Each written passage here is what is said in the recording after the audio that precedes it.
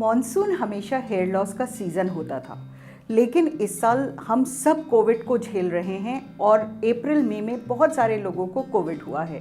तो वो जो पोस्ट कोविड हेयर लॉस था वो मॉनसून हेयर लॉस में बढ़ गया है।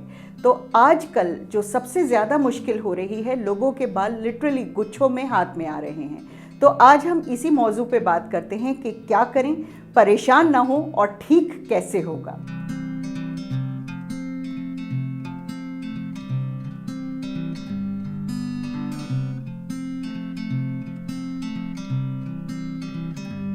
हेयर एक वेस्टिजियल ऑर्गन है, जिसका मतलब है कि उसका बॉडी के अंदर कोई फंक्शन नहीं है सिवाय हमारी खूबसूरती बढ़ाने के। तो जब भी बॉडी किसी स्ट्रेस में जाती है, वो फिजिकल स्ट्रेस हो सकता है, मेंटल स्ट्रेस हो सकता है, जैसे कोविड था वो एक बहुत बड़ा फिजिकल स्ट्रेस था, बॉडी वहाँ पर एनर्जी भेजना बंद कर देती है।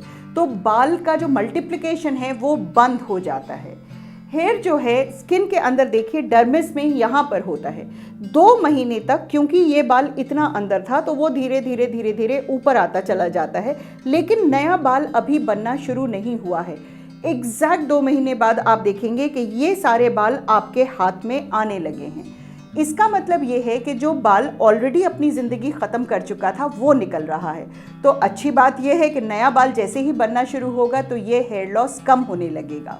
मॉनसून में एक हेयर लॉस अलग होता है जिसको हम टीलोजन एफ्लूवियम कहते हैं। हमारा जो इंडियन सब कॉन्टिनेंट है, इसमें मॉनसून के सीज़न में 90% बाल फॉलिंग फेज में चले जाते हैं, मतलब अपनी ज़िंदगी ख़त्म करके वो निकलने लगते हैं और नए बाल उगने शुरू हो जाते हैं। तो अब आपको क्या करना है, स्ट्रेस मत कीजिए। स्ट्रेस और इस हेयर लॉस में इजाफा करेगा।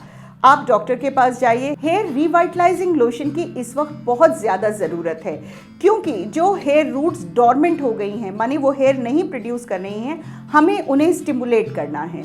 हम इन क्लिनिक बहुत सारी थेरेपीज़ भी करते हैं, जिसमें एक मीज़ोथेरेपी है, आजकल ग्रो फैक्टर होता है।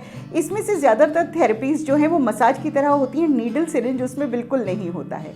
उसके साथ साथ आजकल आपको बायोटिन मल्टीविटामिन शुरू करना है। अभी तक सब मुट्ठी भर भर के मल्टीविटामिन खा रहे थे और पिछले 15 दिन से मैंने देखा है कि सब थक गए हैं और सब कुछ बंद कर दिया है।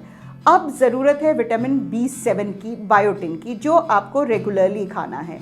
पहली बात यह है कि हेयर लॉस टेम्परेरी है, फाइनल नहीं है, तो इसलिए उसको अपने दिल पर ना लेके जाएं। लेकिन बग़ैर ट्रीटमेंट के, बग़ैर इंटरवेंशन के ये पूरी तरह ग्रो भी नहीं करेंगे। तो आज ही आप सिर्फ परेशान होना बंद कीजिए, डॉक्टर से सलाह कीजिए। एक मेरी ताकीद है कि मिनॉक्सिडिल जैसे जो लोशन होते हैं, लोग अपने आप उसको केमिस्ट से पूछ के लगाने लगते हैं, वो ना कीजिएगा, क्योंकि वो बहुत ही फौरी इलाज है। माने जब तक आप लगाएंगे तब तक वो काम करेगा, जिस दिन आप उस मिनॉक्सिडिल को रोकेंगे उसी दिन वो बाल फिर दोबारा गिरने लगेंगे।